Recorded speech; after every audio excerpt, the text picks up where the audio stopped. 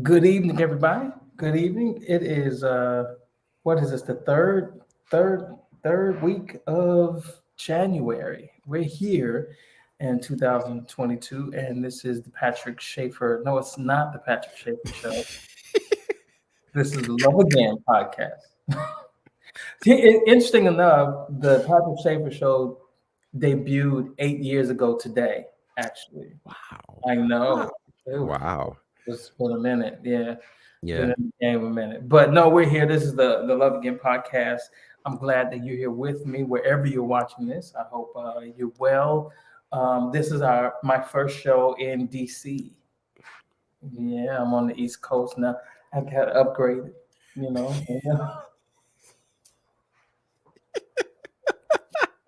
Yeah, so it's all good. We're here and it's all good. I'm not alone. I'm so looking forward to this conversation. I have my brother with me, my brother beloved, Gerard Bonner. How are you, sir? What's up, brother? I am great. I am great. How are you? You I'm good. enjoying DC now? Well, yeah, people keep asking me that. I haven't gotten into the city, Oh, right? okay. Oh, okay. I've just been campus and back home, Yeah. campus home, campus home. Yeah. So I haven't Yeah. really gotten to the city, but you know, it's fine. This is where they tried to overthrow the government, but other than that, I mean, It is. It is. it's fine. Yeah. It's Lots good. of moments there in You DC. That's know, for sure. and so no, it's fine. I don't have any complaints about it Good. so far. How's Good. Good. everything in the ATL? It's good. It's cold right now. Mhm. Like legit cold, like in the 30s cold, which obviously now I'm a New Yorker originally. You're from Chicago, so Right. 30s We is the know. summertime in January. Yeah, for sure, for sure. Last weekend it was supposed to snow here, and it actually did have some flurries, at least here. In other parts, it did actually snow for real, but Mhm. yeah, but we're good. I can't complain, man. I'm enjoying Atlanta. It's good. Great, great, great, Yeah, great. yeah. So here's where I want to start. Yes. Um, you and I met. Uh, I think it has to be 10 years now. That sounds about right. About 10 years now. Yeah. That's We were crazy. introduced by our brother Kenneth Mosley. Oh, yes. Well, you were deep doing the remix, which Mhm. is a show that we're all on, and Yeah. you were doing the faction and just a Mhm. few other shows. And Kenneth was like, "Hey, come on this or whatever." Yeah. And then you kept asking me back, and it's 10 years later. And Yes. there have been times I know I almost I know. Yeah. I'm It did. pretty sure that you were thinking I may have to get it. We had some moments, but, the people love it, But so you didn't. Did you? You no, did. no, sure I have been didn't. waiting on the phone calls, all these years, and it has not happened yet. But what we began to be friends, right, Yes. over time. And I want to talk about when I met you. You were doing Bonafied Radio. You were doing hosting the events at Stellar Mhm. Weekend. Then Yeah. I found out that you had actually helped start Gospel Flavor, which was like Mhm. huge Yeah. when back in the late 90s, Mhm. 2000s. And so I want people to be familiar, with your work. How did you get started in doing broadcasting and all of the other stuff that you're doing now? Yeah, sure. So, strangely enough, it all started in college, Mhm. where College was I that? met say that again? Which What college? college? Which That was college? Virginia Union. Okay. Virginia Union, Yeah. yes. In Richmond, HBCU, much like Howard, about 90 miles away, actually. Yeah. And, how that started, I met with four other folks back in the early days of chat rooms in the mid 90s. And basically, we just were kind of like, we've not seen any sort of representation for gospel music in terms of news on the internet. Again, for those who are kind of new to all this, the internet in 96 is not the internet we have now. It wasn't as developed as it is. It wasn't. So we really sought out to kind of provide that type of situation. And the way that it worked was we really had all bases of the industry covered at that point. I was working retail. We had some folks in radio. We had another person who was actually doing management and that type of thing. And then someone else was working with artists specifically. So, we had all of these elements covered. And one was actually singing with an artist as well. So we had all that covered. We started putting that together in 97, and it did incredibly well. That led to, in 2004, me ending up on a radio station in Virginia Beach where they wanted me to come on and do kind of a gospel news segment. So I did that, and that turned into me co-hosting the morning show there. We won a couple of Stellars there, and that would eventually lead me to 2009, where we would launch Bonafide Radio. And as they say, the rest is history, at least for those who follow that kind of thing. So, Right. yeah. So in between, somewhere in there, you started working for Bobby Jones, though. Well, so it wasn't exactly working for Bobby Jones. What actually happened was we would go up to kind of help. They had a whole, when you're doing live TV or a TV taping, you always have these folks that warm up the audience. So I went up there actually to do some behind the scenes coverage for Gospel Flavor. And then that turned into me kind of helping some of the folks who were involved with opening up the show and that type of thing. And then that relationship led to us with Bonafide Radio actually doing backstage interviews and that type of thing from 2010 up until Bobby Jones ended in like 2014, 2015, somewhere in there. So how was that for you?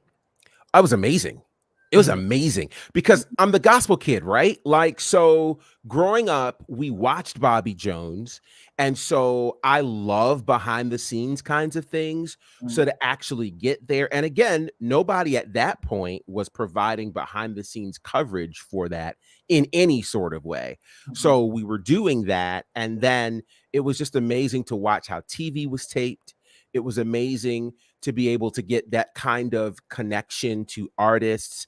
And then as we're growing Bonafide Radio, and I don't know how many people even know this, but there was actually a segment on Bobby Jones where I got to co-host with Dr. Jones. Okay. And it was pretty neat. Got to introduce an artist, presented him with a Bonafide Radio t-shirt, and all of that was Bobby Jones wear super. t-shirts? Well, I don't think he wore it. I think he took it, and at least if he wore it, he didn't wear it on the air, right? But he Did graciously. that on it? It did not. No, okay. It did not. It did All right. not. But it allowed me to get some incredible access to artists. And what was cool was, the years of working with Gospel Flavor, having interviewed tons of people, then working in radio. By the time we get to Bonafide Radio, more artists really knew about me or about what we were doing than I realized. And so we would be able to get so much content from the BET time because then, I wasn't having to fight with a bunch of other media folks. It was primarily just us. Yeah. So we were able to get tons of interviews in great spaces, and people really loved it. So we talked to so many people during that period. And I have to say this, it was there at BET where I met my wife, Yanni. Yeah. Really? Yeah. Okay, Yeah, well, that's we'll where we met. have to get to that. We'll talk about that later. But Okay, so needless to say, there's a lot of connections for Thank God for Bobby BET. Jones. Thank God for Bobby Jones and BET. And it created a great relationship with BET over the years as well. Sure. So Sure. yeah. So let's do this. Let's. You and I have become friends. Yes. And a lot has happened. Mhm. A lot of life has happened over the last 10 years for you and I. Yeah. And I think sometimes the friendships between men are not discussed publicly. Like how we become friends, our bonds. Yeah. And I think there's an assumption that all we do is talk about football or basketball or women or something like that. Right. But the truth is what bonds men together is our ability to be able to share our lives with each other, Mhm. in different ways, and empathize, and all the things, the properties that are in any relationship, right? Absolutely. Um, and then we come up in this era of, this kind of no new friends kind of thing, like when Right. I'm not making any friends. How important is it to you to have friendships that are, from male to male? And what do you think are the benefits of that, and maybe some tension points with relationships between the friendships you have with other men? I have really come to understand, certainly over the last 10 years, and definitely I'd say over the last 6 specifically, the real value of male friendships. It is something, to your point, that we don't talk about much, but I think it's far more necessary for men than we'll openly acknowledge. Mhm. As men, particularly as Black men, we are often taught to hide a lot.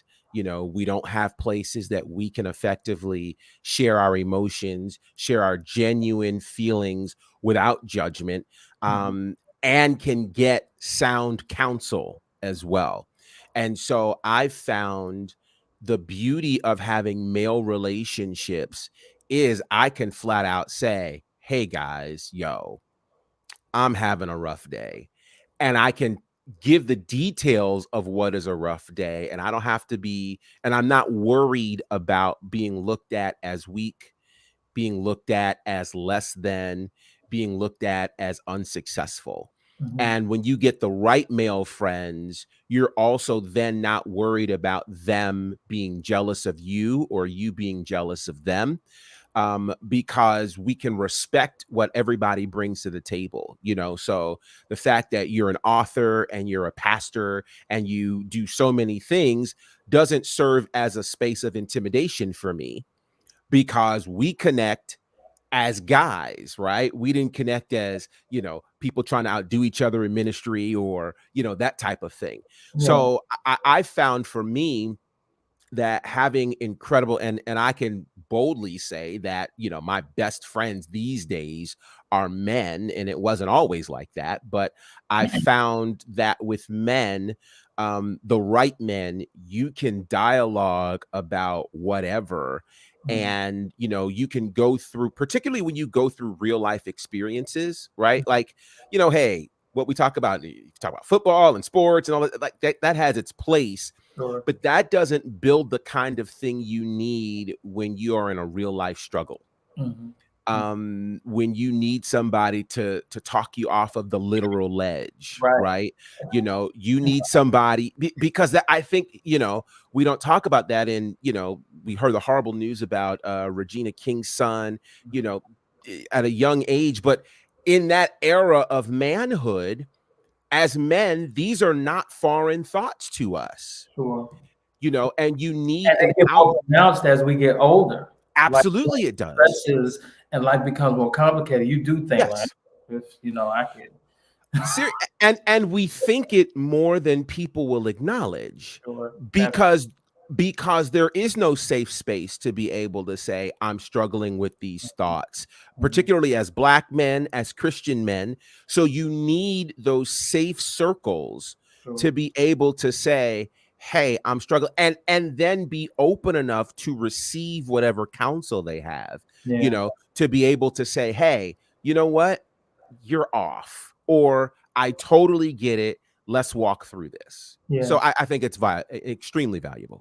There's this little passage of scripture, and I don't want to use this as a to preach or anything like that. That's not Uh-huh. what it's for. But there's something that was always interesting to me, that, in Second Samuel, I believe, when Jonathan dies, right? Mhm.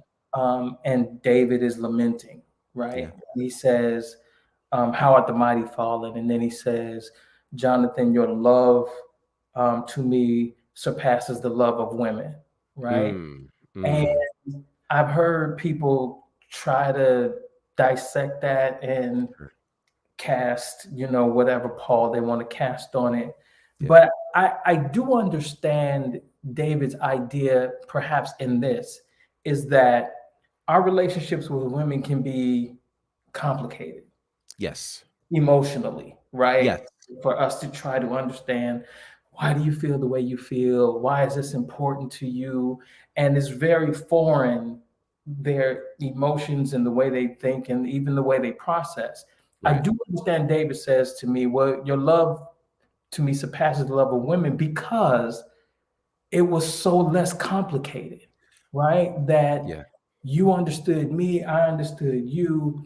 There's because I don't think you can love your friend and be jealous of them at the same time, right? Facts. Mhm. Jonathan could have every reason to be jealous of David because perhaps David was usurping what Jonathan thought was his. But Right. it was like, no, you're my boy. I'm with Yeah. you. Yeah. I'm going to be here for you and support you. And that kind of simplicity of relationships, loving women has its place. It's Mhm. wonderful. But your brother, like Yes. my Yes. my guy. Mhm. For real. For real. Yeah. Like that is a relationship of love that is unique in ways that I don't think we talk about publicly enough. No, I totally agree. And what I'm finding is it fills you in a way that a relationship with a woman doesn't. Mhm. And, here, this is, ooh, okay, let's just say it. I think it is the, I think it is immature thinking that makes one think that if men appreciate each other, that Mhm. it moves to the realm of something beyond platonic, right? Right. Right. And what's unfortunate is because that's something that's been passed down to us as men, particularly Black men, for years. We're Mhm. having to fight the stigma Yeah. of that. So I'm so glad that I have some brothers, obviously the brothers of the remix, my brothers from the faction, who, I mean, literally, I know I could take a bullet for. Mhm. They take a bullet for me. Mhm. If we're gonna be in each other's city, somebody's gonna know, Yeah. right? Like, Yeah. I'm not coming to Chicago and I'm not telling you. Right. Like, Right. it's Right. Right. that's and to me, there's something that's safe and Mhm. sacred Yeah. about that I think we have to value more. We have to put emphasis on more. And because women put emphasis on their relationships with each other, Absolutely. Absolutely. and society supports that. Yeah. I don't know that society necessarily supports the way that we as men relate to each other. And I think we have to champion that for them to be able to do it. Yeah, and I definitely think we need to talk more publicly about it, right? Yes. Um, Yes. One of the things I realized for me was how healthy it was for me to be a part of the remix, and Oh, perhaps wow. it may have snuck up on all of us that Mhm. we're actually processing in real time. Yes, we Right? are. The last 10 years, we've talked about Barack Obama, George Mhm. Floyd, Sandra Bland, Mhm. the loss of loved ones. Yeah. We talked about what COVID, where we were all like, "What is Right. this?" Uh, Right. Talked about Kobe and Mhm. different losses that we've had, and I didn't know that it was serving as a space for me and for perhaps all of us as Black men, particularly, to process out because in our homes, right? Mhm. You have to kind of know what you're doing as a Right. as a pastor. I have to kind of navigate and lead the church through uncharted territory that we play Right. in. The remix and that kind of bond and fellowship allows for me to talk out loud and allow for me to get out of my own head, right? Yeah. Yeah. What how you all are processing Mhm. it. And Mhm. so mental health, our emotional well-being, I think comes through our connectivity with one another. And Yeah. I wonder, how has that served you as your life has changed and morphed and new wife, new baby, and Yeah. this, or this, that, or the other? Like, how has that served you? It's funny that you say that because when we put the remix together in its current form, it happened as a result of the women who were originally hosting the show all having other things to do, and the show itself seemingly would fall apart. But Mhm, we didn't let that happen because we were like, okay, we've heard from the women in conversation, time to hear from the men. mhm, And at the time, it was just, okay, this is a great new show. I mhm, had no idea of just how valuable it would be for me. I mean, you guys know we talk every single day. mhm, And it's not forced, right? mhm, It's not like, oh God, I got to put something in the remix chat. mhm, It's never like that, you know? It's been vital for me for all of the major happenings that have happened in the last 10 years for me from, golly, from all of the good things with Bonafide Radio to the passing of my mom to, getting married, the birth of my son, entering pro wrestling, like all of these things I've been able to experience and walk through with you guys. mhm, And then on top of that, the discussions that we have helped me so much because it's a place that I know that I can process how I'm feeling mhm, and then hear how you guys are feeling, and we can all come to some degree of consensus. mhm, Whether we agree or disagree, we mhm, all walk away from it better. And mhm, that is part of the value, and we put that out for people to hear. That's what's so different because we get to be a window for people to hear how men process yeah, and how men process intelligently, right? Like we have a lot of humor, right. but we also have a lot of real provocative thought and conversation Mhm, that most women aren't usually privy to because if they're in a relationship with a man, they're not in the relationship with the man and his friends to hear what those conversations sound like. sure. So it has been that type of space, for me with the remix, for me with the faction, like all of us end up processing life Mhm, together. And that is major and that's massive. And so sure. it's beyond necessary. Absolutely. Absolutely. Yes. One of the things that we found out we had in common is that we were church kids, you know, Yes. Yes. and that has, its ups and then it has its pain points. Uh, Yes. and the particular specific churches we grew up in who Mhm. came with some stuff on it. Yes. Yes. One of the things though I realized is that by them by the absence of the conversation or maybe the presence of the conversation when it came to love Mhm. and how we love and who we love. Um, for me, those conversations weren't. I don't remember having a conversation with a pastor or hearing a pastor preach, or even maybe at home with my parents talking about, well, what is love? Mhm. Why do we love? Mhm. Who am I supposed to love? What Mhm. does love look like? Right? We Yeah. we hear for God so loved the world, that scripture, but what does that exactly mean? And Right. then we get about 18, 19, 20, start, all right, now Right. this is what this is. And what I realized, because both of us are I'm divorced, you were Mhm. divorced, Yeah. you're married now. But Yeah. I realized very early on is that I don't know if I had a lot of definitions about what love was, how to love a woman. Uh, Mhm. and those things. And so you and I got married very early on, and I want to ask you how did you fall in love, and how did you understand love at that age, and how did you experience love? That's So, yeah, so much of this starts with the experience modeled to me by my parents Mhm, and informed me by what happened in church.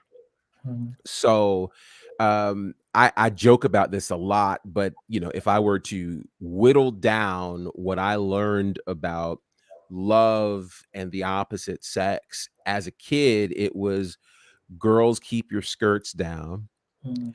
boys treat those girls like your sister. Mhm. And so for me, it was like, okay, I remember distinctly the time where I would look at a woman and be like, why does she have those? Right.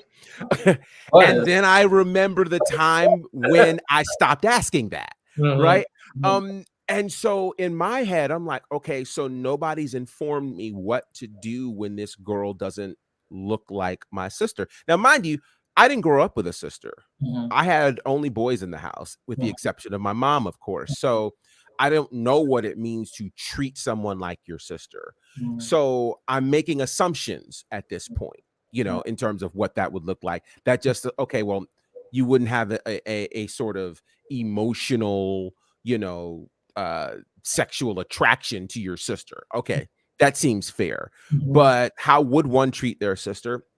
I don't know, right? So it moves from that to, you know, it's better to marry than to burn, Mhm. which I'm like, okay, so now you're telling me the way to quell whatever, sexual emotions or urges I have is to get married. And With the so with the assumption that whoever you marry can put that fire out for you. that part. That's a I look at all of this like, saying, hey, I want a toy, and you go buy a new car, Mhm. right? Like Mhm. a toy kind Mhm. of fills a certain thing. A car has a lot more responsibility connected to it, Right, and it's a right. lot more expensive to maintain. Mhm. And that's, how I look at when it comes to love. So in terms of being informed of what love looked like, I watched my parents, who I never saw, argue. So Mhm. I remember being, in middle school and high school, and it was like I would, call myself going out with these girls, though we never went anywhere. But the first argument would mean a breakup, Mhm. because to me, love didn't involve arguing, Right. because I never saw my parents argue. And I don't know that I needed to see them argue, but by not seeing them disagree, I never learned the skill of working through, challenges and working through that type of thing. So I ended up not knowing how to do that. Mhm. And so it took a while. It really wasn't until college where it was like I could survive our first argument, Mhm. right? Mhm. And so I think my definition of love became this working on the job, changing, Right, transforming definition right, that right. would happen as a result of information that would really come through life. I hate to say it, but there Mhm. wasn't enough information coming through the churches that I was attending True. that would teach me about what love looked like. And Yeah. then, of course, it's better to marry than to burn. You get married, and you now know, okay, I've gotten married to quell the sexual urges, but you're not prepared for what marriage entails. Yeah. It's You know what I mean? a little more than that, right? A bit more than just sex, right? So then you're ill prepared for that. Mhm. And then again, growing up as a church kid, you're thinking, okay, well, and I remember this is one of the worst things I was ever told. Two clean sheets can't dirty each other. They can get wrinkled, but they Then can't you can get get wrinkled, but you can't get dirty, right? dirty. Yeah. So that was such a horrible analogy, because marriage and life provides so many unexpected moments that you can't Sure, prepare for, sure. that not knowing how to love. And here's a piece that nobody wants to talk about. As much as I need to learn how to love somebody else, I have to learn how to love myself. Mhm, mhm. And that was, we certainly weren't taught that, No, right? no. So to answer your You're question, saying that the church doesn't teach us how to self-love. it doesn't. It Mm, doesn't. And this is not meant to bash the church. It's not. But what it is to say is, if you're not getting information about love from a place you're spending so much time, yeah, um, particularly with a God that we are serving that is supposed to embody love, yeah. then it makes us ill prepared to go into a space of marriage, which then clearly explains why the divorce rate is so high, particularly in the church, because we are not prepared with what a true definition of love looks like. So I hope I answered the question. Yeah. We had no baseline of defining what love was. I remember me, um, my definition of love was Cinderella. Hmm. You Hmm. these Disney movies that kind of start adding to, oh, well, this is what love, Right. success, one and only, forever kind Hmm. of thing, and it all works out in an hour and a half. That was Right. the movie. Right. Then when I got older, so like I've always thought I was more mature than my friends. So when Me too. they was listening to hip hop, I'm listening to Luther Vandross. Right. I'm like,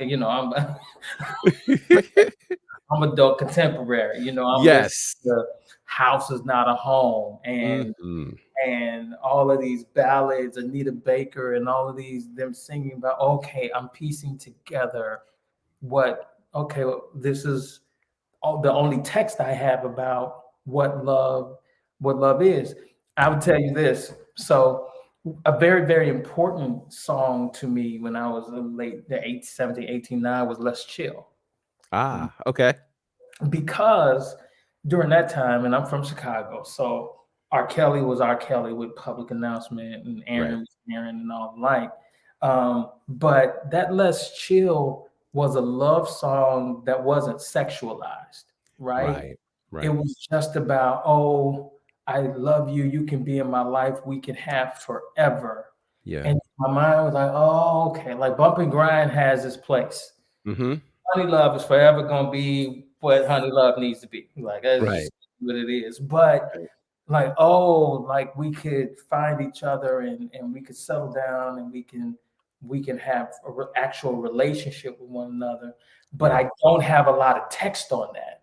I got plenty Right. of text on Honey Love and Bump and Grind and Hmm. Slow Dance and all that kind of stuff we was into. I don't have a lot of text or ideas about what it is to love. And so you get married because that's what the saints told us to do, right? We want to Right. be right.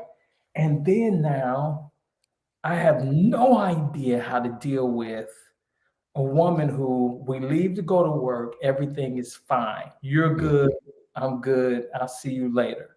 We Hmm. both go home, and you're like totally a whole nother Yes. what? Yes. What is Yes. wrong? What have you done with the Hmm. person? Like, I left this morning and I don't understand you and I don't know what happened and Right. I can't fix this. And so when you work it out, then come back and let me know, right? Hmm. I didn't know that you have to stay in the room. Love makes you stay in the room and say, okay, well, let's work through what she said on your job. Right. Right. Right. Oh, this is where life is right now. And Right. so I was totally had no education on living with a woman and how interesting that can be and Hmm. how we want stability and balance and peace. And then with them, a 20-year-old something woman, a little Yeah. way more emotionally Hmm. intense than Yes. I was prepared for. What was your experience being young and married that way? Man, let me let me start by saying this. Ooh, yeah. Let Ooh, me start by saying this, and I think people need to understand just how serious this is. I first of all, you know, I was that cat that couldn't listen to R&B growing up. I had to sneak to listen to R&B, and I listened to stations for beats and things. And so again, my information was like, ugh. And the thing that I'm laughing about is my prayer to God was I wanted to get married before the rapture yeah, amen. because the thought of the rapture was so imminent with us, right? Right. And so, then we're nearing Y2K and the Mhm. world's gonna end. And I'm like, Lord, the Maybe. world can't end without I ain't come dead. on, Lord. I Come need, on. That's not fair, I right? need you to wait. 'Cause Hello. Delay your coming so I can go ahead and get blessed by you. Amen. So, so what ends up happening is, um, gosh, and I'll say this. I think what's unfortunate is when I got married, the measurement for me that this was the right person was that she understood what I was doing in ministry. So let's go deeper into that because I'm interested Yes. in how we fall, how men fall in love, or how Mhm. we know, okay, this is that person. So Yeah. talk to me about what that particular experience, like, oh, I'm falling in love with this person. So it's interesting because going back then, it's like, I was looking for someone who was modest, right? In how they carry themselves, et cetera, et cetera. She wasn't flashy or anything like that. And again, in my head, the honorable thing was someone who would understand why would I be spending so much time in church? Why am I working with the kids so much? Blah, blah, blah, blah, blah. So she seemed to understand that. What seems so wild to me, like obviously looking back, I'm like, what was I thinking? Because I'm the first one to say I love you, and she didn't want to say I love you. And then there's a point we're talking, and it's like, we ended up in a conversation about marriage. And in the middle of the conversation, she's like, well, I hope you're not going to ask me to marry you, because if you do, I'd say no. Now, anybody with a brain would go, well, thanks. Good night. God bless. Thanks for coming. That's the end of that. You know what I mean? But in my head, and this to me is again how challenging growing up in unhealthy church environments could be. I looked at all of those things as opposition from the enemy. So if I just pray, okay, well, I expect the devil to come. If it's gonna be hard, then it's gotta be God, because this is the devil coming against it. So clearly now I'm praying and fasting that this woman will turn around and tell me she loves me. So not listening now, I'm sure your listeners are like, you said this guy was smart. No, the thing is, I wasn't very developed in those areas because I took all of my cues from church. Yeah, I know. And so it ended up, so for me, I'm looking for a modest girl who looked like the girls in the apostolic church. And no disrespect to anybody who grew up apostolic. I did. And in our portion of the world, the girls couldn't wear makeup. You had to have dresses, no pants, all of that type of stuff. So that shaped what I looked for in a woman. Mhm. Right. And so if she looks like that, well, then that must be the Lord.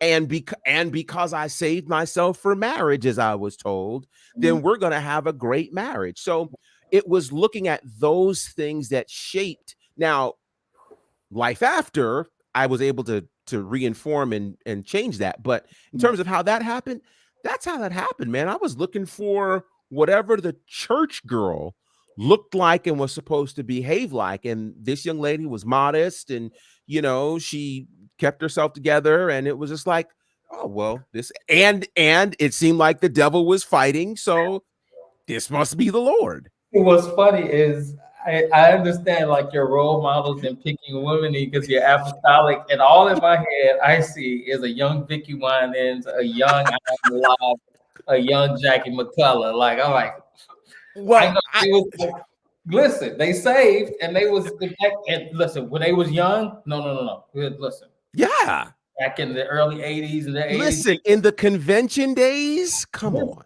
I'm not Come on. no. Absolutely. Absolutely. I'm not even going, I cannot. But the sad part to your point though is nowhere in there was there discussion about compatibility. Yeah. Right? Nowhere in there was the idea of, will we work well together? What's our life plan? Right? What do we want to accomplish in 5 years? What are our career goals? None of those conversations happened because Have an argument. right. You know how to apologize.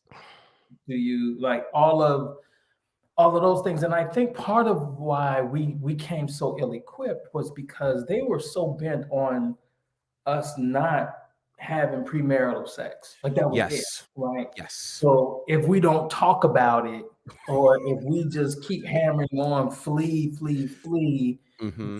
and that keep the young people saved or whatever. Right. But the issue is, this is one of my issues with the church, is that they did not tell us or teach us how to live in our bodies. Correct. Right. And we've talked about this on the remix. Yeah. I have a wet dream at 12, 13 years old, and I think I am going to hell. Right? Like I am. Dude. Oh, Lord, the devil. And you're like, what do I do with this? And nobody wants to talk about it. Your parents don't want to talk about it. The church. So what do you do? I was like, I feel so sinful. Right. And the sheets, and I remember waking. I learned how to wash clothes because Yes. I had to teach myself how to wash clothes. Because I woke up, oh Lord, let me hurry up, get up early in the morning and wash these sheets of clothes. Yes. And so we spend time running from Yes. ourselves, right? Yes. Running away from anything our body wants and things that are just natural. I didn't do nothing. I didn't think no thoughts. You didn't have to think any thoughts. Like it was just that part. It was what it was. And so because there was tension in that, and everything in our body is wrong until one day you get married and everything in your body is right. Like, well, wait a minute. Like, well, wait, I'm a bit confused. You have to watch, and nobody there to talk us, talk us through it, right? And so you learn that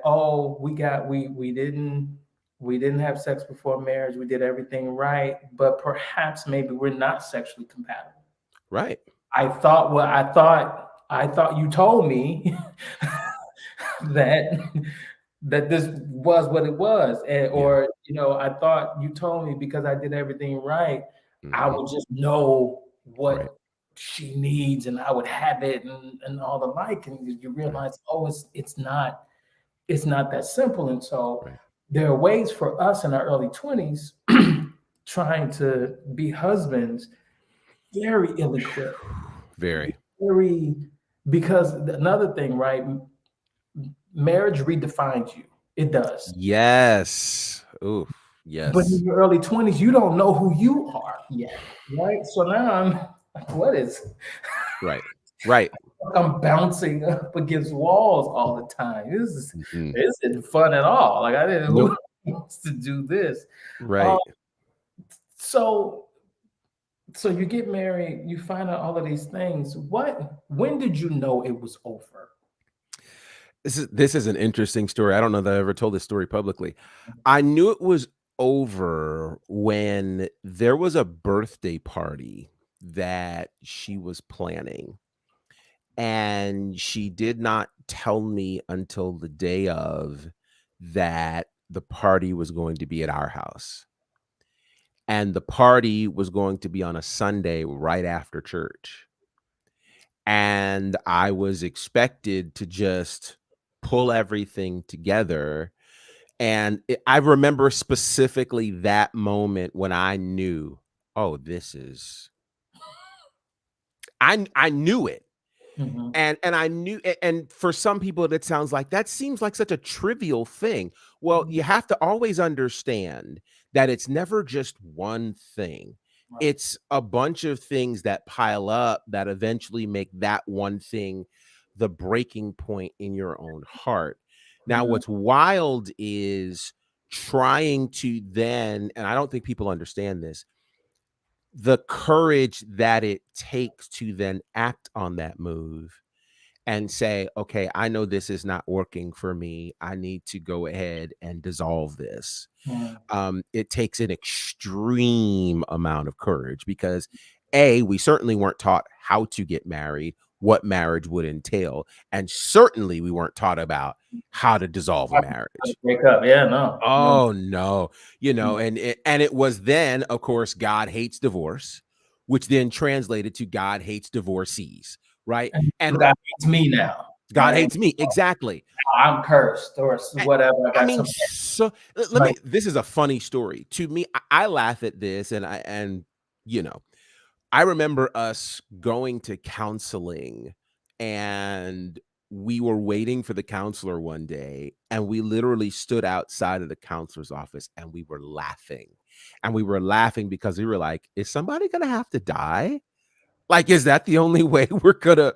And I mean, we laughed about it. Not that we would ever try to harm each other, but it was just this idea that we were taught that the only way for, it to be pleasing in God's eyes is for somebody to die, blah, blah, blah. right. But, from the time that that incident happened until the time we actually got divorced was 3.5 years. Mhm. So I say that to say it just takes a lot of courage to be able to do that. And to be honest, you know, I tried pretty much all the way until the end. And I think it was one of those moments for me where I had to realize, oh no, she wants it to be over. There's really nothing for me to fight at this Yeah. particular point. They don't because we don't talk about these things, right? Right. Nobody ever gets up and says, and from the pulpit at least, it takes as much faith to stay as it does to go, Yes. right? Yes. And there are ways in which I have seen people stay in marriages because of the church and they are unloved and they are abused. But if I leave, then my kids will be cursed or Hmm. and Hmm. hex on me. So let me stay. Hmm. And it is like we give no people any space. It's either you're single or you're married. Right. And divorce, well, we really don't know what to do with you, but they don't understand. I had to pray a lot, for courage because here's what I knew intuitively Yeah. about she and I, that Mhm. even when we divorced, I cared about it, right? Sure. I didn't Absolutely. stop loving Yeah. because you're divorcing. I love you a great deal. I Mhm. don't believe you and I will ever be happy together. Right. We Right. are we are damaging each other Yeah. every single day. We're being horrible to one another. Mhm. And perhaps at another stage, at another space of maturity for both of us, perhaps it could have worked out, but Right. we're not there. This is where we are.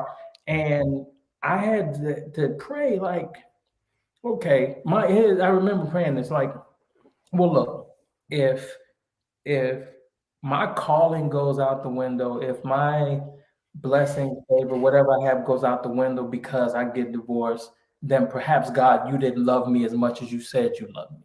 Mm. Mm-mm-mm. And I was born single. Yeah.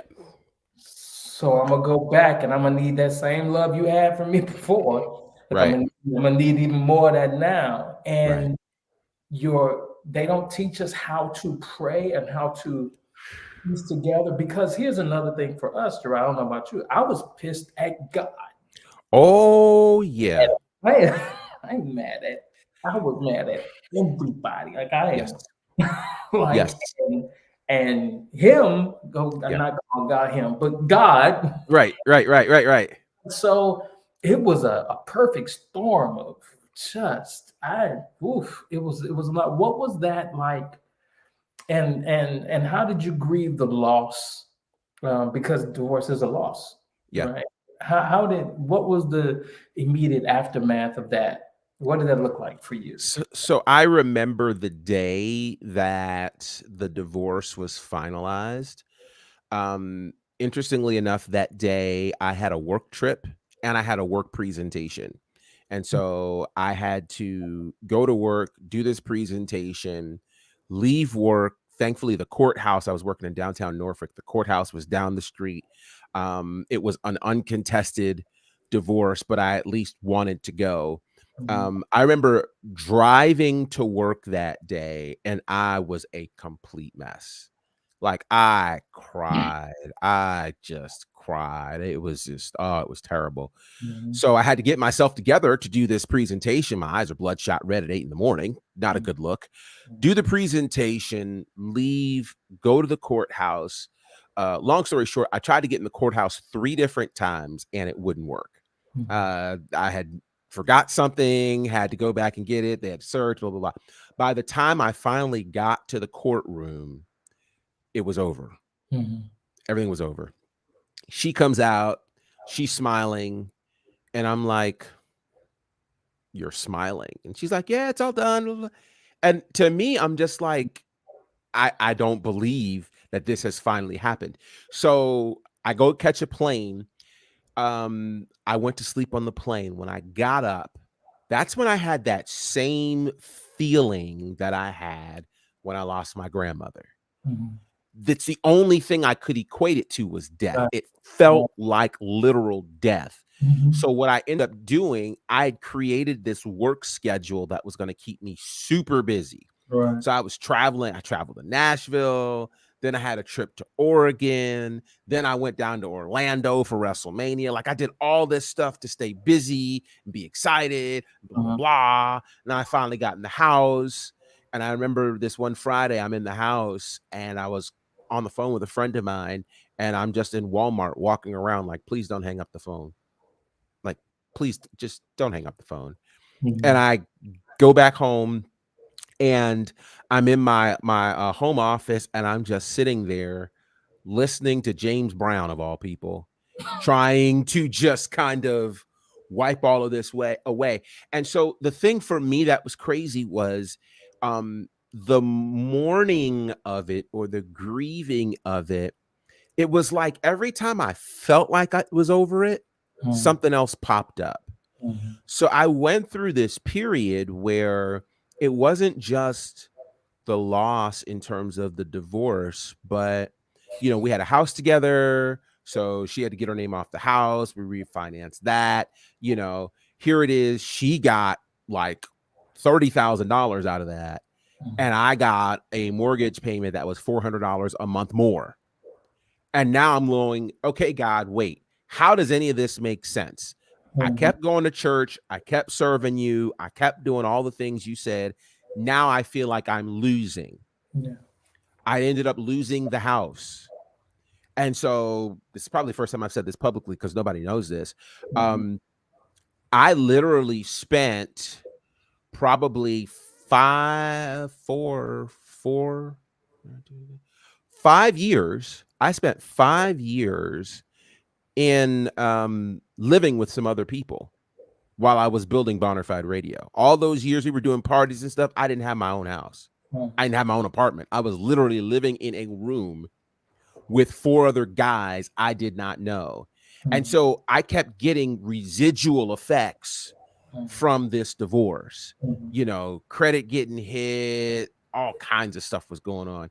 And So, it just was just like, God, can I ever get to recover from this? mhm. Because meanwhile, she got remarried. She's taken, my daughter to all these trips that I can't take her on because I can't afford it. Like so for me, it was the grieving process that kept happening because Mhm. there were all these things that were now developing in my life that could directly be pointed back to this divorce. So it was really tough. I'm interested in because it hits at your manhood, Oh right? my God, yes. Like it. I mean, it hits. If you have an ego or pride, divorce will it pushes all those buttons in very Yeah, sensitive ways, and yeah, the idea of how could this happen to me? You, yeah, you yeah, know what I'm saying? yeah, Like, are yeah, you kidding me? I'm, whatever we think we are in our heads. yeah. And then for somebody to walk away or for it to be over, um, it's devastating to our manhood Yeah. and our identity. What was it like piecing and rebuilding self-esteem, right? I feel just to be able to look yourself in a mirror and not be absolutely ashamed of what you're looking at. It took a while. Mm, Um, because again, I told you I kept getting the hits, Mm, right? So, you know, uh, also in that same period, my job laid me off. Had nothing to do with that. It was just the job downsized, wiped my right, whole department out, right. So I had all of these things happen, you know, Life. literally life, like literally in a calendar year. Mm, I had my uncle and grandfather die 2 days apart from each other. That was in January. In March, the divorce. By November, the job layoff happened, and I'm just going, really? mm, Because what it does is it doesn't just attack your manhood, it attacks your spiritual identity, mm, particularly if you're thinking, I did all of these things to be in good standing with you, God. How would you allow mm. this to happen? And so um it's taken a while, and I it's taken a while to Yeah. really try to rebuild who I am. And part of it has been discovering, who was I then and who have I become? Right. So Because yeah, divorce changes you, yeah. Yeah. it changes you. It took me a while. I'm talking about years, Years. maybe over 10 years for me to forgive that 20-year-old kid. All right, Yeah. I'm not gonna cry. I'm not gonna Yeah, no, I mean, but as you say that, I think about it because I'm like, part of, I'm a math major, I need to understand things. Mhm, And I literally was like, "Okay, God, so what is even the point of marriage?" Like, mm, you can't look in the Bible and say that Adam loved Eve. yeah. He didn't fall in love with her. He No was love. just like, "I'm Yeah, lonely." God's like, "You're lonely. Let me put somebody here for you." And boom, there's yeah, Adam and Eve. So right. I started wondering, okay, is marriage even supposed to be about love? Maybe love has nothing. Everything had to be redefined for me. Yeah, Um, and I spent a lot of time punishing myself, yeah, yeah. right? I get So it. Me too. I had to grow to be very compassionate with the 20-year-old me who had no clue, Yeah, right? Yeah, yeah, I can't keep punishing that self of mine over what we didn't know and doing the best we can. And maybe at the best we had, it still wasn't enough. yeah, And I realized years, I'm still angry at my 20-year-old self. How could you fail at this? How could you do it? And be like, well, hold on. I have to be compassionate before I can love anybody else. I have to be compassionate and loving towards myself. yeah. And even my former immature self Mhm. who failed in some ways and maybe as we look at it through our conversation, maybe there was no way for us to be successful at that moment in our lives, right? We did just We weren't armed. We yeah, weren't prepared, right, and it's almost unfair. I would never take Jackson and put him out in the middle of the ocean and go, "Swim, boy, swim. right, You like water? You right, like the bathtub? Go right, swim in the Pacific Ocean." I would never do that. right. But that is essentially what I think had been done to us, and just go out there and figure it out. There was no support space. There were no people that we could go to. Church I grew up in didn't have small groups, or, whatever people call them these days. Sure. And so for me, as you talk about forgiving yourself, loving yourself, part of the rebuilding process for me involved me having to attend another church. Mhm, Um, One of the things that happened, and it's a defining moment for me, and I have to say this before I say that, we have to be given space to heal. mhm, And I don't think that there are enough entities that provide that for us, particularly as men, as Black men, and as Black Christian men. mhm. There aren't entities that say, "Hey, you know what? You're hurting. I want to give you space to heal," you Yeah, know? And for a lot of us, if you ever get into some sort of position, there's always this concern that that position can be taken away for whatever, right? So and there's here's the truth. The church isn't concerned about us being healed as much as it's concerned about us being functional. As That long part. as you function and you serve this utility, we don't really care In that in you're fact, they will glorify the idea that you worked through all of these you things, can't not you can't caring yeah, that you're right. a piece of yourself, right? Yeah, right. And so it's I want to show just how church can impact. So I was going to this church, when I got married and et cetera, et cetera. And um after the marriage was over, I will never forget this. I was sitting in a Bible study. It was not a super big church. I was sitting in the second row, and the pastor said, uh, "Some of you in here have had people leave you, and you deserved it." And that moment, Oof. now, mind you, I Oof. knew I can look right now. I knew that there were three people in there besides myself. And mind you, if there were 20 people in the room, there were a lot, right? Mm, So, me, I knew of one other person, two other people that were going through the same process, and a third person. And the third person was the pastor's daughter. And so I'm like, I can't believe you would say that oof. to me, knowing that at that point it was maybe 5 months after, 4 to 5 months off the heels of the divorce. Mm, That was the moment that I knew I got to get out of this church. And mm, I'm not a church hopper, but I was mm, like, I can't stay somewhere and continue to serve and give my money and give my time and my resource and my availability to a place that can talk to me that way yeah. without thinking twice about it. So the church I ended up going to, an amazing church called Wave Church. People have heard me talk about Wave all the time. One of the reasons that I have such love for Wave Church is because I ended up meeting with a pastor who just wanted to kind of go out and talk and learn about me, et cetera, et cetera. And so one of the most embarrassing things to me is to now have to describe yourself as recently divorced, right? Mm, That's like the Hester Prynne A, right? mm, Um, and he said, I don't ever want you to describe yourself that way again. It is something that happened to you. It does not define you. mm, Those words were game changing for me because it was like somebody doesn't see me that way, mm, you know? So it gave me the opportunity to kind of start walking through what healing could look like.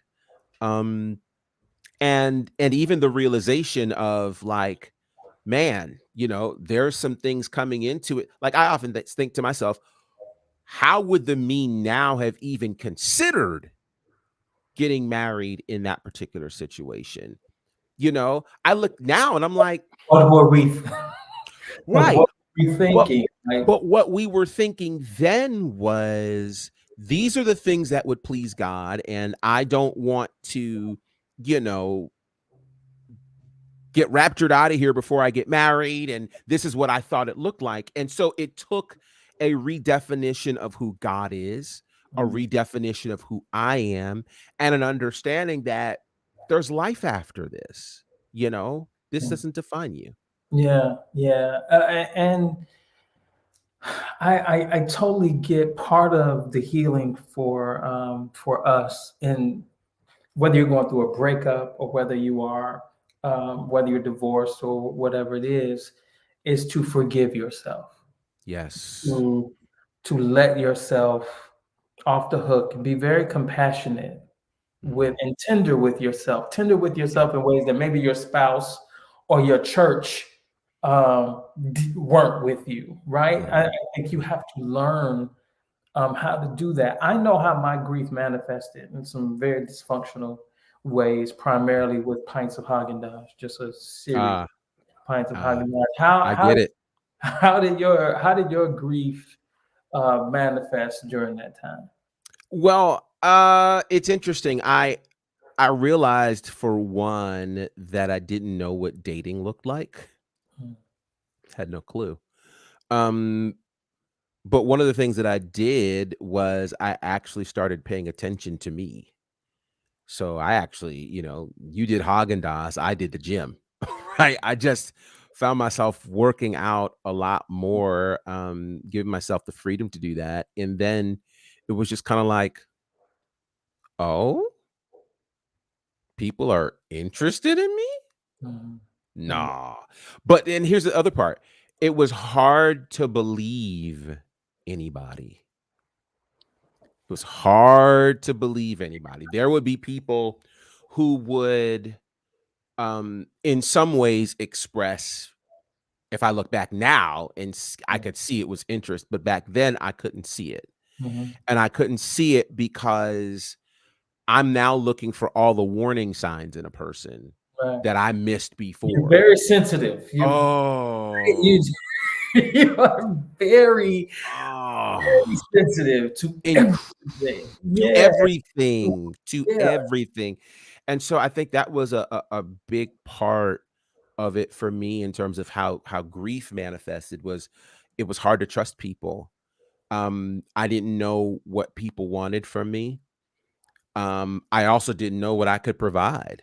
Mhm. You know, I felt it was to me in terms of how I felt about myself, it was some of the highest and lowest stuff at the same time. Like, Mhm. it was cool to be working out, but it was also weird to, okay, I don't know how I'm going to provide. I don't know how I'm going to do. And then I'm trying to build a business. Like, how does that work? Yeah. And so it's the pressure of watching Bonafide Radio grow and people are loving these parties and loving all of this stuff. And I'm dealing with the everyday pressure of, but I'm just trying to pay my rent and I don't know then how I would be of any use to anybody at this point. I don't feel like I have anything to offer.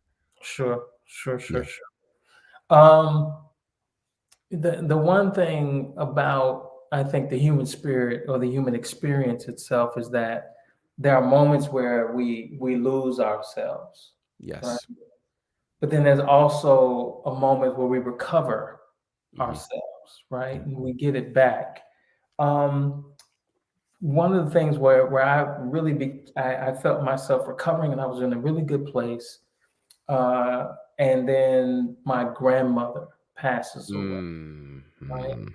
And my grandmother, so there were primarily four people that raised me. It's my grandmother, my father, my mother, right? It Mhm. was the three of them. And I have a godmother who Yeah. was there too. So maybe four people. Um, my grandmother, well, Mhm. she was 92, Mhm. I mean, she had a good run, right? I Yeah. mean, it's Yeah, yeah. just like, But it's still your grandmother. well, it Yeah. it was my grandmother, Yeah. and um, losing a piece of that kind of safety net for me, Mhm. that people who love you because you walk in the room, Yes. for no other reason, just Yes. you're who you are. And then maybe less than a year and a half later, my father died. Mm. And you lost your mother around the same time. I know we found this out at the same time. Mhm. Lost my father. And it's one thing that another ways that our environment doesn't prepare us is getting older. You lose things along the way, right? It's Mhm. one thing to Mhm. lose a spouse.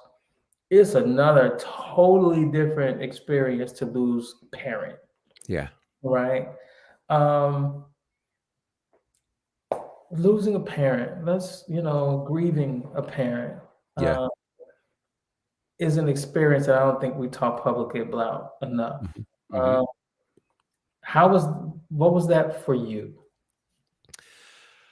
So it's funny you mentioned your grandmother Mm, passing like a year and a half before. So in my case, my grandmother passed like September 2012 or so. I think I have my times right. And then mom passed March of 2013. Um it was it's weird. say Uh, yeah. I mean, I know I'm a lot more articulate and verbose than that, but Mhm, for me, my mom we had routines. My mom was the person that I knew I could call and we would talk about anything. Mhm, We talked for 2 hours, just mhm, about anything. And our normal ritual, particularly over those last few years, were the Sunday calls. So after church it'd be the Sunday calls. You know, when the divorce happened in 2008, I was so initially ashamed to talk to my mom about it. mhm. But both of my parents were so supportive. And I think it was in those moments where I went, oh, like I'm not having to fight to please them. Like they're Right. already in, right?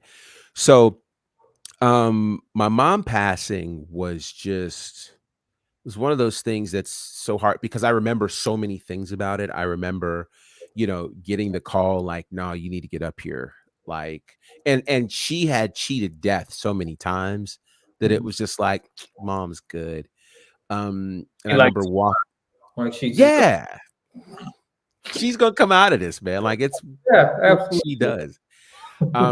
And so I remember, going in to see her, and I remember just, the position she was in. And I remember her saying to me, you know, she wanted me to play some music for her. And so, she needed me the music guy, the radio, blah, blah, blah, blah, blah. So I'm trying to pull out, the latest stuff or whatever. And I pulls out, this is not long after the Andre Crouch record dropped. Mhm, The last big one that he did, Marvin Winans was all over it, and it was just an opus. And I ended up playing the song Let the Church Say Amen. mhm, And she said, that's the song I want. mhm. And like at that moment, it all hit me, and I was just toast. Like I don't like hearing that song right now. Mhm, Yeah, because of what that means. And later that day, I remember my dad coming up, and she pulled my dad and she had us in a room, and she told us, listen, I'm tired. I have signed the papers. I don't want to do this anymore. And I watched her do one of the bravest things I've ever done. She was not a big technology person, but between phone calls and FaceTime, she made sure she talked to everybody she wanted to talk mhm. to tell them what she needed to tell them. So, from there, it turned into me being the oldest child, trying to be strong for my dad, who at that point had now, lost his wife of 36 years. And just kind of watching my dad feel so helpless was wild. And, whenever I would travel, I call mom. So, like, even, I stayed up there for a while. And even after leaving, my first thing is to call. I'm like, oh, Mhm, can't really do that. mhm. I'll be honest, I don't know that I have really grieved that as I probably should have, Mhm. because, I have had to stay busy for a lot of different things. I've had moments where it hits me, and I think even then it's like I have to give myself permission to deal with it, and I still don't know that I fully have. I Mhm. have moments where I'm like, I really wish I could tell her about this. Yeah. Like I wish she could have face to face met Yanni. Mm. They had talked a couple of times, but I wish that could have happened. I wish she could see what's happening in the world of wrestling for me right now. Like she'd be going nuts. Yeah. Like, all of this type of stuff. So it's one of those things that, again, it's one of those blows where it's just like, geesh, like what in the world, man? So, my dad had been sick, Yeah. and those black men who go to the wheels fall off. Well, the wheels, Yes. they absolutely just Yeah. fell. Yeah. And while it was peaceful, there was peace because I knew he wasn't sick anymore. Like he had Right. just sick, but then now he's not here. Yeah. And so I remember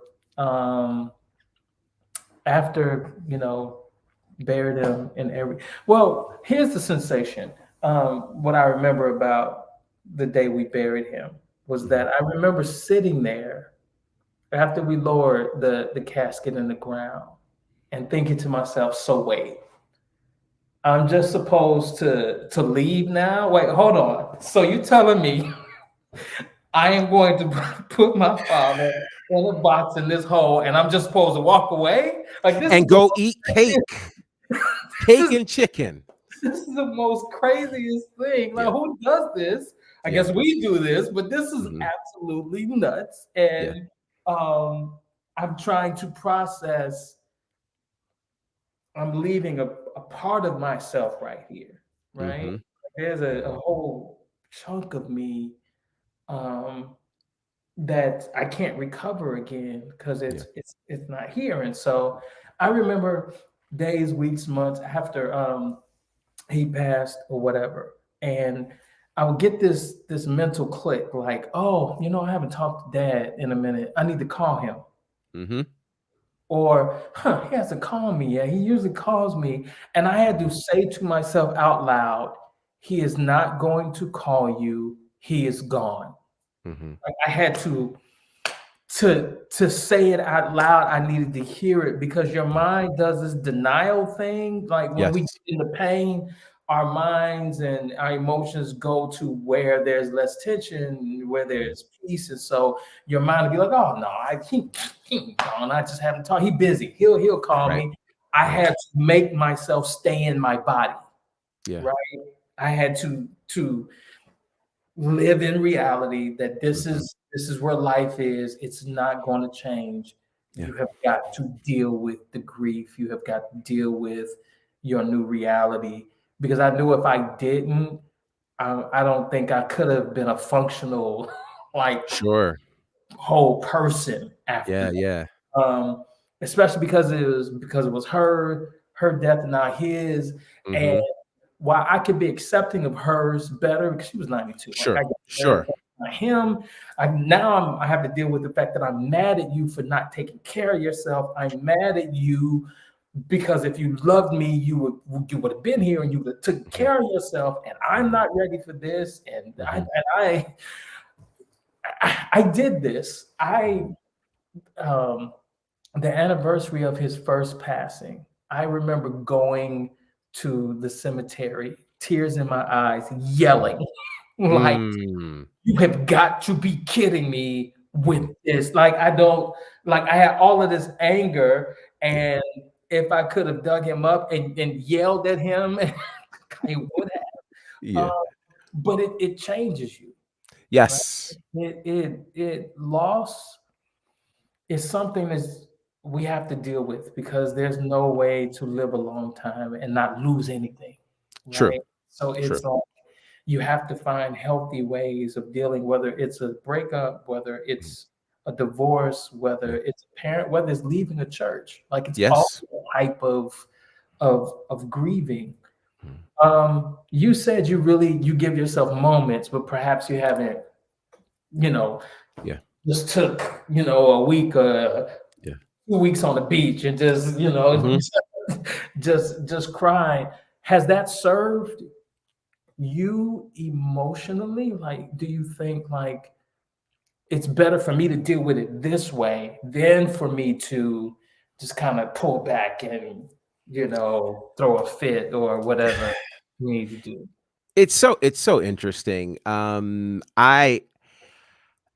There are parts of me that feel like, I would love to be able to take like 2 weeks and just do nothing and spend that time crying, screaming, whatever, because there's enough stuff that's happened that Mhm. I would be justified in doing that. At the same time, whenever I start feeling this way, I often think about when I saw my mom those last couple of days and the position she was sitting in just to try to avoid pain. It was horribly uncomfortable. Mhm. And I often have the thought that, if she wasn't going to be here and be whole, then she deserved the right Yeah. to go and be with Jesus, and she deserved the right to get paid for all of her years of labor. Mhm. Um, And so for me, that's kind of the one thought that kind of keeps me from going off the edge. The other thing though that I don't know if this is good or bad, I still have a voicemail from her that I listened to. And one of the things that I did, I didn't know I was going to need this. One Mother's Day, I had actually done an interview with her on Bonafide Radio, and I kept that, and I still have that. And so on occasion, I'll go back and listen to it for need for her voice. I wish, there are moments where I wish that I had um the leisure to be able to do that. I don't know that I have it, just because I feel like, I got too much work I gotta do, and you're trying to sustain life and all that type of stuff. But I will say this. I do find, moments where I'll look in the mirror and I can see her in me. I can look at my daughter. My daughter looks so much like her. It's frightening some days. I'm just like, wow, and then there are things that I do that directly came from her. She was a musician, and I know I got a lot of my love for music from her and my dad, but she was certainly a musician. I got that piece from her, and I know that, there are things that she would say to me, that where she let me know that she was proud. She loved, matter of fact, and then there are little weird things that happen. Like probably about 3-4 months ago, I was just randomly cleaning up, and I found a card that I didn't know I had. And it was a card, and in the card is her writing that says, "I'm so proud of you." And I'm just like, okay, like, whoa, So has it served me? I probably need to take some time to deal with it, admittedly. Um, so, in that way, so I can get out. Now, I will say, I think that I often wonder, what kind of conversations I would have with her in terms of advice that I would need and things like that. But I also think that those things have changed me so much, in the sense of it's made me a lot more sensitive with how I deal with people. Sure. And so it's made me more compassionate. It's made me more caring. Yeah. And so I think in many ways it is working itself out in who I've become. Sure. Sure. So fast forward Yeah. from there, you meet Yanisha. Yes. Um, so many questions. Were you ready to love again, or did her very presence remind you that, oh, I do want to love again, right? Did you have that on your own, or is it by, oh, I met her and it's like, oh, then you start reviving and recovering, like, oh, this is like, I want this, and I'm in love, and did she do that for you, or did you have that already? So it's interesting. When I first met her, it was about 5 months after the divorce, and I had met her up at BET. And when I saw her, I was like, oh. Mhm. But then I was like, mm, eh. So literally, we would just randomly talk on occasion, either on Facebook or on MySpace. It goes back that far, 2008. Yeah. And so we just talked legitimately, like without ever expressing any sort of interest or anything like that, for about a year. Mhm. And so when we ran into each other at BET in 2009, we, I ran the idea of Bonafide Radio by her. I knew she was a tough cookie, and she was real, and she was super supportive. And so during that summer is when I kind of entertained the idea of, well, I think I'm interested in her and I'd like to express that. And so I had I had remember being in a conversation and said, if I wanted to take you out on a date, like how, and she was like, well, just ask me. I see you, You know what I Gerard. mean? Okay, So, Lord, I because I'm get trying it. to, because I didn't really date for real, for real. So I I said that to her. She said yes. So I planned this whole weekend, Labor Day weekend, 2009. You know, we had launched the Does I have station. pictures? There are some pictures that exist from this. Of it? They're hilarious, actually. Because what happened was I went up there. I was supposed to host a show. I hosted a show that Sunday. And so we were going to go out on Monday. I meet with her on Monday, and I'm in like a sweater vest and, a shirt, trying to, not be overdressed, but trying to Mhm. respect the moment. And she shows up in a t-shirt and a ball cap. And I'm like, Mhm. uh, Mhm. okay. Mhm. So we're talking, and as we're talking, like, it's more conversation about Bonafide Radio than us. Mhm. And so I'm like, is this a business meeting? Because I thought it's supposed to be a date. She's Mhm. like, a date? So I'm like getting friend zoned on what's supposed to be a date. And Mhm. so I'm like, again, okay, I'm gonna stay at it and keep trying. We took this picture. She made this real ugly, stupid, silly face or whatever. And I'm like, okay. So finally, I'm just like, hey, listen, I'm interested in you. I'd like to, see where this could go. And she was just like, well, I'm not really interested in a relationship right now. And you're a nice guy, but I don't want to do that. Yeah, Yanni, I see what you. Yeah, and so I drove back home 3.5 hours. Mhm. It was a rainy day, and it was just, and I was like, I'm good. Yeah. Like, what I'm not gonna do Mhm. is wait a solid year and a half to try to get my life together, come together, hook up with you, and then you like, psh. Right. So, we were literally ships passing in the night from Mhm. that point forward. Because then it was an issue of, are you really ready? And in my mind, I'm like, if you're not ready, I'm not putting myself out there again. So we literally were like ships passing in the night for a long time. um but what she would do is she would, we were very good friends. We would talk every day. you know we probably both knew that there was interest, but nobody was bold enough to say something. I will say one of the things that really stuck out to me was, when my mom passed, she made a beeline up to New York, and it was a snowstorm, and she drove in a snowstorm to come and support me with my mom. And so that's when my dad and my brothers met her, Mhm. and they were like, yeah, she's a keeper. So, I had in my mind a plan Mhm. that by the end of 2013, because at this point it's 2013, by the end of 2013, we'll go spend New Year's Eve together in New York. We'll watch the ball drop, and then I'll ask her and make it official, and we'll be, you Mhm. know, didn't work out that way because she got tired of me.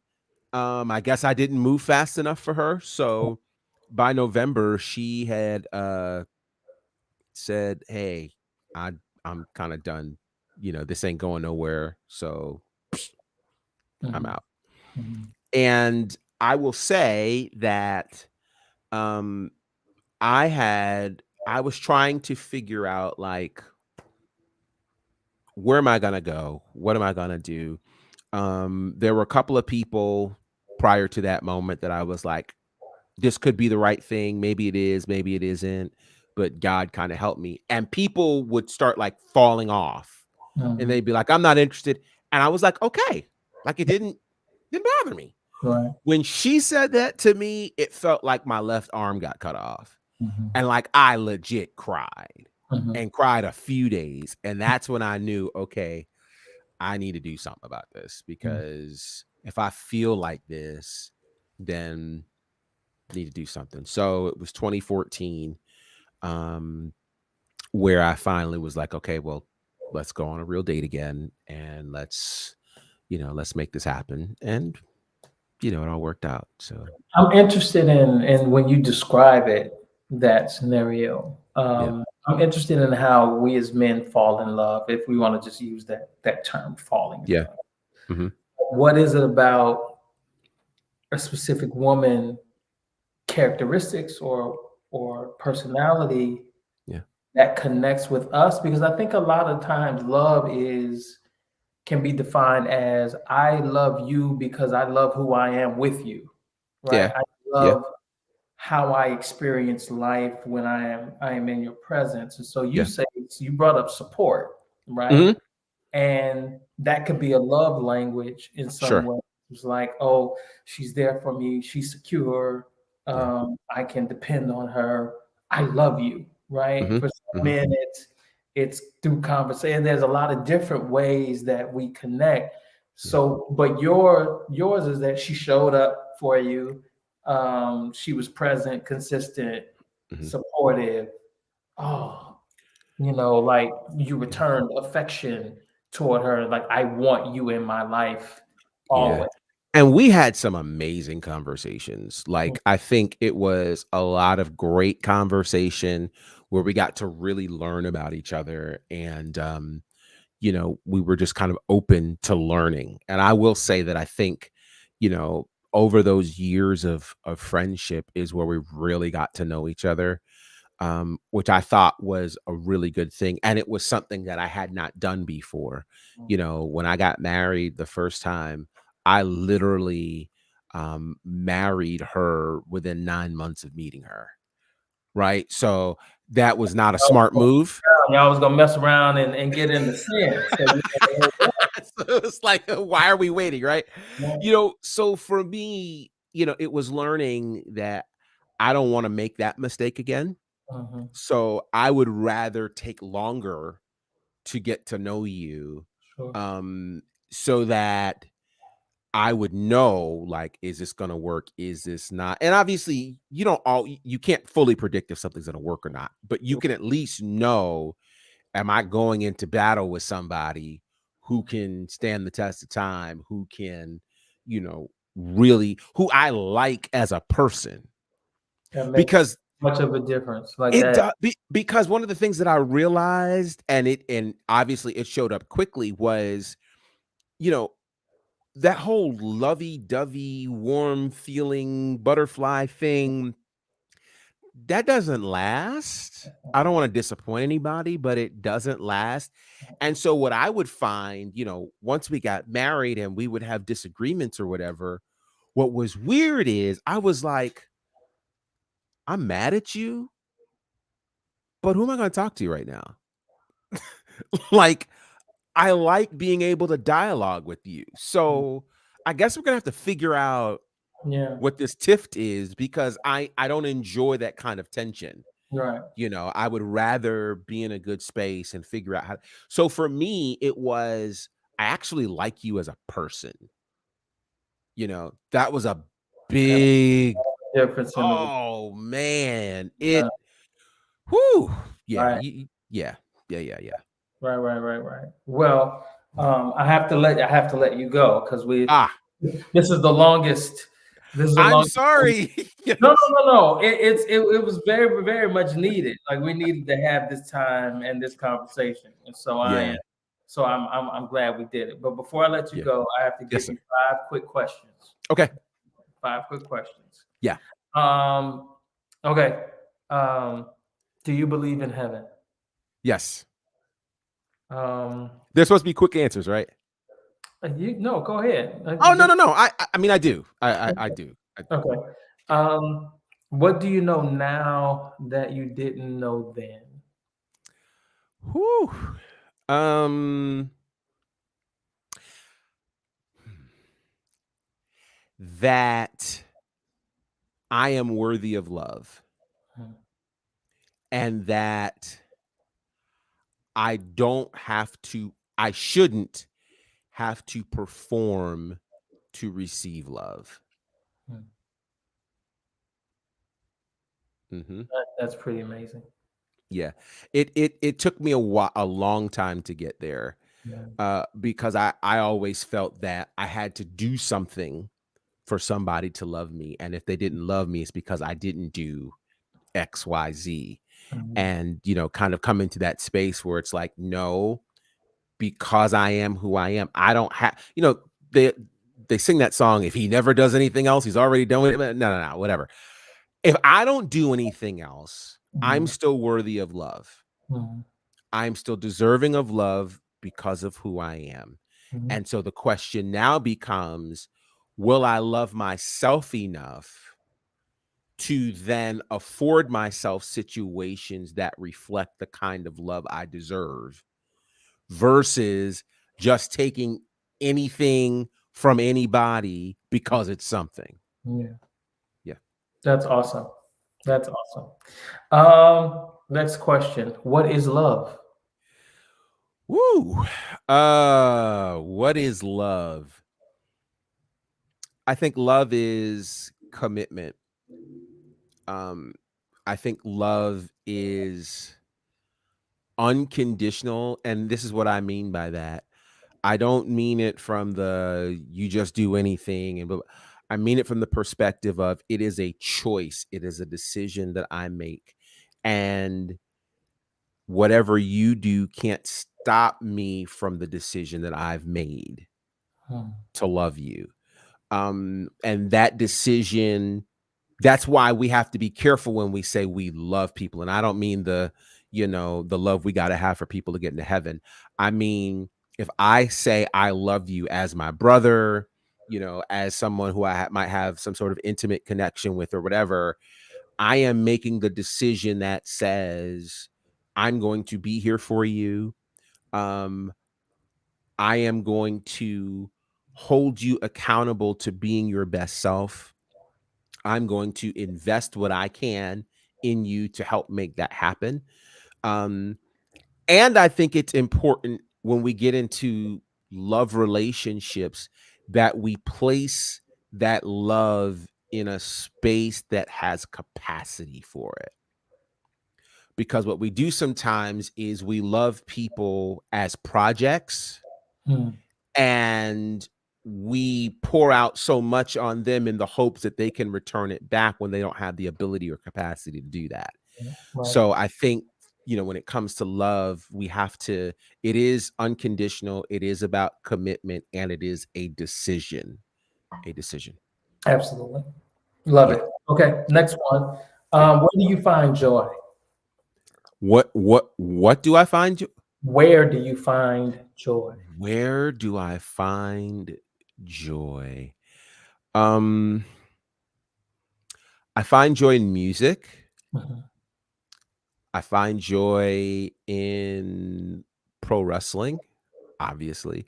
Mhm. But the thread with the both of those is I find joy in the ability to live out my dreams. Um, it was something I didn't think I could do. And it was something that others at some point who were speaking into my life didn't exactly support. So Right. to be able to do that, and to do it knowing that I'm giving all of who I am to it and it responds in that kind of way. And of course, you know, raising a son, and I find joy also in relationships. Like there's just a certain great thing that happens in the course of relationships that when they're clicking well, it's beautiful. Yeah. Yeah. Yeah. Yeah, Absolutely. yeah. Last one. Um, what has changed about yourself during COVID? And yeah, during COVID, because I can't say since COVID, because we're still Right, here. because we're still in it. Yeah, yeah, Contrary to popular belief. Uh, there's I that. heard some I heard I literally heard a recording the other day that Mhm. said, "Now that we're through the pandemic," and I was like, "Okay." Yeah. Now, what have I? You said, "What have I? Or how have I changed? Yeah. How have I changed?" I have a different understanding about God. Mhm. I think coming into it, I still held on to certain beliefs that I had growing up. And I think as this pandemic has hit, it has forced me to kind of challenge those.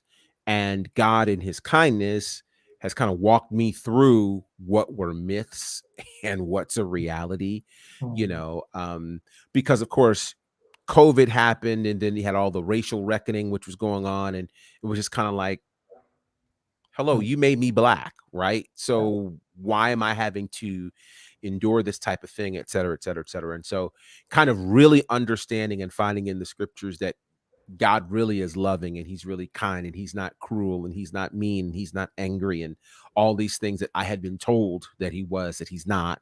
That's probably been the biggest thing for me that has changed me, because I haven't been able to get back into a congregation, to worship like that. So it really does force you to rely on God in a very personal way that does not, accompany choirs and music and, congregations and things. So I would say that's probably the biggest thing for me has been that and much additional creativity.